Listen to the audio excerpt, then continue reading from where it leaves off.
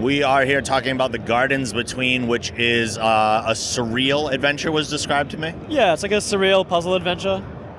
So the gameplay is very different than I've been used to. Instead of actual movement controls, you're moving time forward and backward.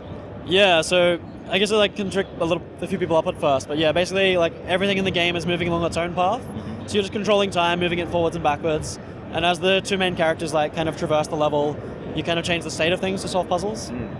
So it seemed like it was mostly about capturing the light in the lantern, getting it around obstacles, bringing it certain places, and then delivering it to the end. Yeah, so the light kind of represents the friendship between the two characters. And as you move through each of the garden spaces, you just have to collect the light. Some flowers in the game will give you light, some flowers will take it away.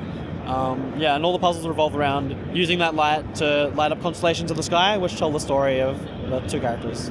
One of the things I noticed too was the use of common everyday items in the gardens themselves, but on a much larger scale.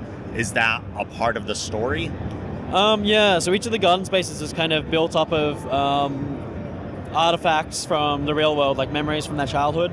So the levels that you played through on the demo are kind of all set in the backyard. So specifically, when the two characters met, they were neighbors. They meet in their backyard. So you got giant wheelbarrows, giant sprinklers, and stuff like that. So each kind of sequence of levels is set in a different key moment from their friendship.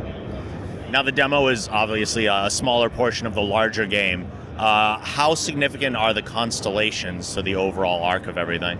I guess the constellations is how we explicitly tell the story in the game. So as you build each constellation, each of those represents a key moment in their friendship, and then through that we learn the story of the characters. Awesome. Well, it looks beautiful. Where did the art style for this come from? So our artist Jonathan's just a super talented guy.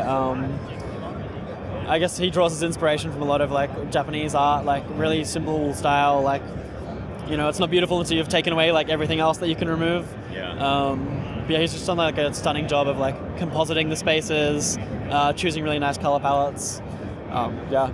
So when developing this, with the story of the movements through time, the friendship, was it the game mechanic that then spurred the story, or was it the story that lent itself to then building that game mechanic of the time manipulation? I guess so. It started ages ago. We were just prototyping a bunch of games. This specific idea was we're trying to capture that single moment in Minority Report where they're scrubbing backwards and forwards through memories. Okay. So it all kind of just spawned from there, and then the way we make games is really iterative, lots of prototyping. So we just started with that core mechanic of moving backwards and forwards and exploring memories, and then it just ended up here. Nice. When's this going to be available for people to get? So it'll be out on Steam at the end of this year for PC and Mac. We're actually on Steam right now if you want to add us to your wish list. Okay. Yeah. And if people want more information, where can they go? Thegardensbetween.com. Awesome. Thank you so much. Cool. Thanks for coming by.